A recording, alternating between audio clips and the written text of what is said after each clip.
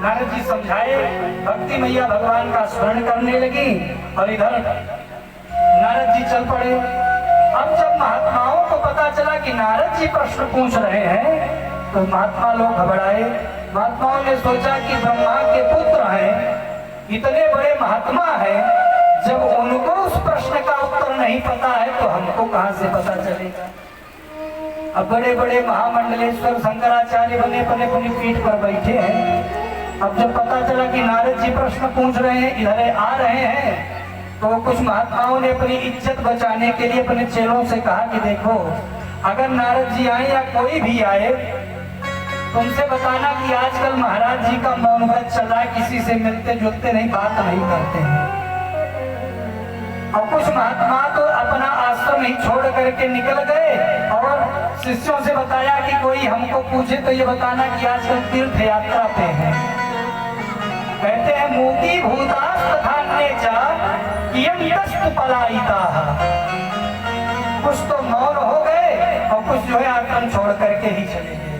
नारद जी परेशान हुए, सीधा बद्रिकाश्रम पहुंच गए और यहीं पर शनकादि महात्माओं से भेंट हुई है और यही सारी बातें नारद जी ने अपने अग्रजों से बताया कि भैया, आकाशवाणी ने कहा सत्कर्म करो, वो सत्कर्म क्या है, आप कृपा करके बतावें।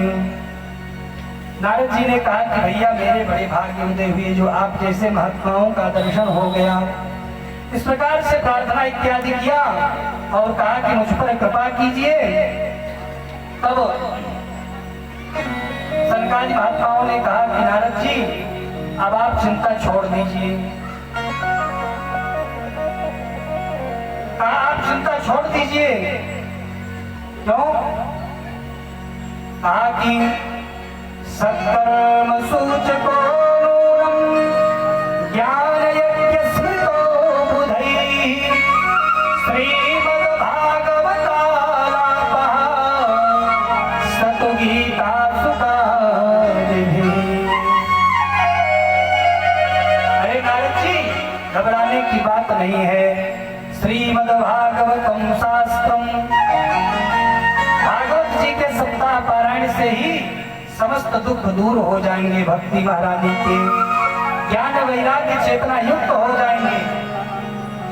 नारद जी ने सुना तो बहुत घबराए। नारद जी ने कहा, भैया, जब हमने वेद का पाठ किया, उपनिषद का पाठ कर दिया, गीता का पाठ कर दिया, इसके बाद भी जब ज्ञान वैराग्य नहीं उठे तो मात्र भागवत के पारायण से कैसे हो सकता है। तो शनकादि महात्मा कहते हैं कि नारद जी, किसी सिद्धांत को समझने के लिए दृष्टांत की जरूरत होती है, तो आप ध्यान से सुने। 3 दृष्टांत को देकर के नारद जी को समझाया है। जैसे आपने वेद का पाठ किया, उपनिषद का पाठ किया, गीता का पाठ किया, तो वेद, उपनिषद और गीता का सार ही भागवत है। जब मूल रूप वेद, उपनिषद, गीता से जब काम नहीं चला तो सार रूप जो भागवत है उससे कैसे काम चलेगा। तो दृष्टांत दिया, कहा जैसे यथा दुग्धे स्थितं सर्पिं स्वदायोपकल्पते। कहा जैसे दूध में घी होता है कि नहीं, दूध में ही घी समाया हुआ है, लेकिन जो काम हम घी से कर सकते हैं वो काम हम दूध से नहीं कर सकते, और जो काम दूध से कर सकते वो काम घी से नहीं कर सकते, है कि नहीं। जैसे दूध में घी होता है और घी को ही अनेक प्रकार के उपक्रम करके निकाल लिया जाए तो घी अगर हो गया तो भोजन में भी हम लोग बढ़िया लगा लेते हैं तो आनंद आ जाता है, और भगवान की पूजा में भी शामिल कर लेते, पंचामृत भी बन जाता है, और भगवान की आरती भी हो जाती है घी से, है कि नहीं। और किसी दिन ये सोचा जाए कि भाई घी तो खत्म हो गया है नहीं, अब क्या किया जाए। तो ये सोच लिया जाए कि घी तो खत्म हो गया, लेकिन घी मिलता कहाँ से है, दूध से मिलता है। दूध में में घी होता है, एक काम करो भाई कि अब घी खत्म हो गया है, दूध को ही बत्ती में डाल दिया जाए और भगवान की आरती कर लिया जाए, तो संभव है? बत्ती जलेगी ही नहीं। तो जैसे जो काम मूल रूप से किया जा सकता है वो काम सार रूप से नहीं हो सकता है, और जो काम सार तत्व से हो सकता है वो काम मूल रूप से नहीं हो सकता है। तो उसी प्रकार से दूसरा दृष्टांत दिया कि शक्कर जो होता है, शक्कर कहां से मिलता है? गन्ने से। एक क्षुणामपि मध्यांतम शर्करा व्याप्रतिष्ठति, गन्ने में ही शक्कर होता है, लेकिन शक्कर को पाने के लिए तमाम प्रकार के उपक्रम करने पड़ते हैं, तब जाकर के वो शक्कर बनता है। और शक्कर जब हमको मिल जाता है उस गन्ने का सार तत्व, तो शक्कर से अनेक प्रकार की मिठाइयां तैयार हो जाती हैं। और सोचा जाए कि भाई देखिए शक्कर है नहीं, तो अब रस पेर लिया जाए, रस से ही काम चला लिया जाए, बढ़िया मिठाई बना लिया जाए, तो बन पाएगी उस तरीके की मिठाई? नहीं बन सकती है। तीसरा दृष्टांत दिया कि जैसे फल होता है, आम का ही फल ले लीजिए, आम का फल बड़ा मीठा होता है, आम का फल बड़ा मीठा होता है, और ये सोच लिया जाए कि आम का फल इतना स्वादिष्ट है, इतना मीठा है, और ये आम का फल मिला कहाँ से? वृक्ष से उत्पन्न हुआ। तो ये सोच लिया जाए भाई देखिए आम का सीजन तो है नहीं, और आम का फल बड़ा मीठा होता है, एक काम करें इसी वृक्ष से, इसी पेड़ से ही आम हमको मिलता है, तो आम जब इतना मीठा होता है तो इसका जो वृक्ष है, इसकी जो पत्तियां हैं, जो तने हैं, वो भी रसमय होंगे, वो भी बड़े मीठे होंगे। एक काम करें कि भी आम का सीजन तो मान लीजिए अब तो आ गया है, ये सोच लिया जाए कि भाई देखिए अब की बार फल हमको नहीं मिल रहा है, तो हम पत्तियों को ही चबा ले तो हमको आम के फल के जैसा रस मिल जाएगा। तो मिल सकता है? नहीं मिल सकता। आमूलाग्रम रसस्पृष्टम न स्वादायोपकल्पते।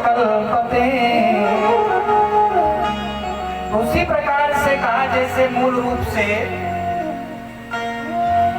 जैसे फले विश्व मनोहर, फल जो है बड़ा मनोहर हो जाता है, बड़ा स्वादिष्ट हमको लगता है, परंतु फल जैसा स्वाद तने और पत्तियों में नहीं मिलता, वैसे ही वेद, उपनिषद और गीता के पाठ से जो काम नहीं कर सके वो हम सार तत्व भागवत से कर सकते हैं। बात समझ में आ गई और तुरंत ही सनकादि महात्माओं ने कहा कि नारद जी मेरे साथ चलिए, ये तो हम बद्रिकाश्रम में हैं, पहाड़ पर हैं, तो कथा वहां पर होगी जहां पर ज्यादा से ज्यादा लोग उपस्थित हो सके, आ सके, ज्यादा से ज्यादा लोगों को कथा का लाभ मिल सके। और इस पहाड़ पर कौन कथा सुनने आवेगा, इसलिए हम लोग नीचे चले गए और उस बद्री नारायण धाम से नीचे उतरे, और जहां से पतित पावनी माँ गंगा का सुंदर अविरल प्रवाह निकलता है, ऐसे परम पावन भूमि उस हरिद्वार में पहुंच करके और पतित पावनी माँ भागीरथी के तट पर, गंगा जी के तट पर ही बैठ करके और सुंदर कथा का आयोजन हो गया, प्रारंभ होने लगी। यदा यातास्ततं तेतु तदा कोलाहलोऽप्यभूत्, भूलोके देवलोके च ब्रह्मलोके तथैव च।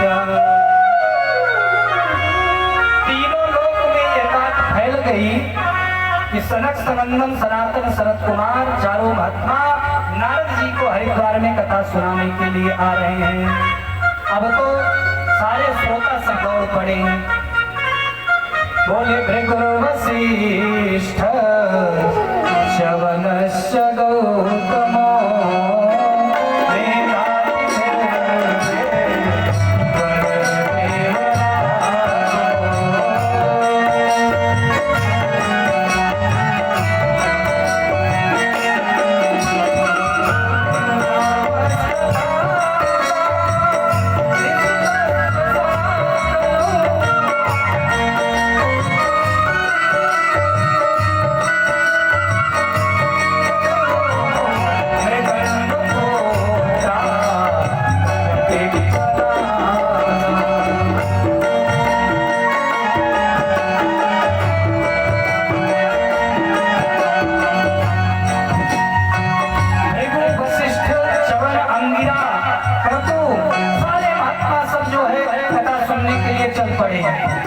योगेश्वर व्यास पाराशर, यहाँ तक कि व्यास जी भी जिन्होंने भागवती कथा को लिखा वो भी सुनने के लिए जा रहे हैं।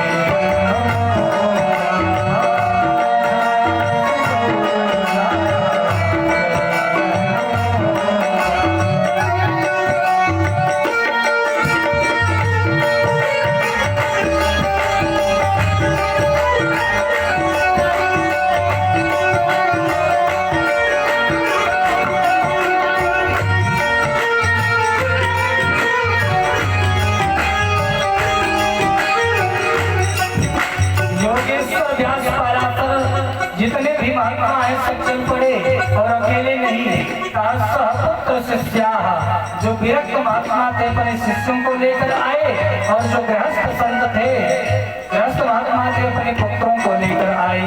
सुंदर भीड़ उपस्थित हुई, सबके बैठने के लिए यथोचित व्यवस्थाएं थी। सब लोग अपने अपने आसन पर बैठ गए और जयकारे लगने लगे। बोल भागवत भगवान की, श्री सुखदेव भगवान की।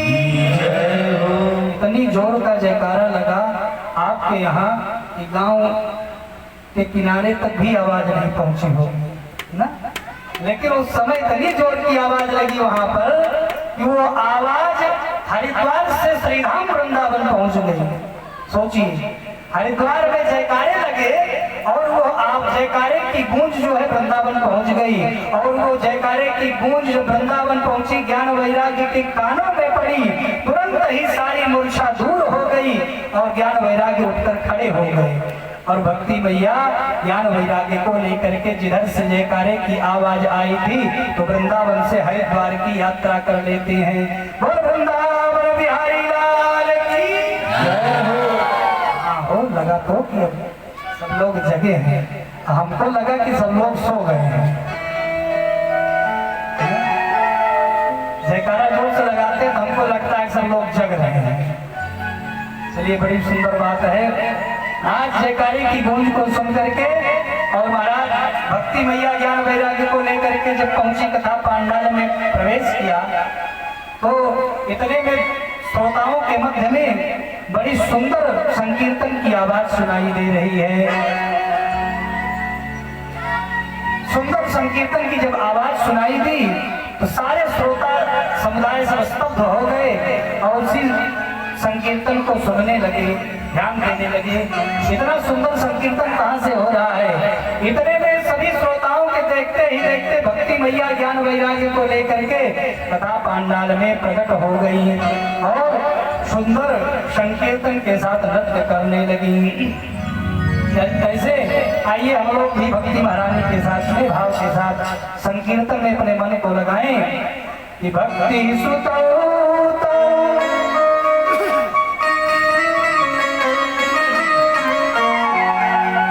भक्ति सुतो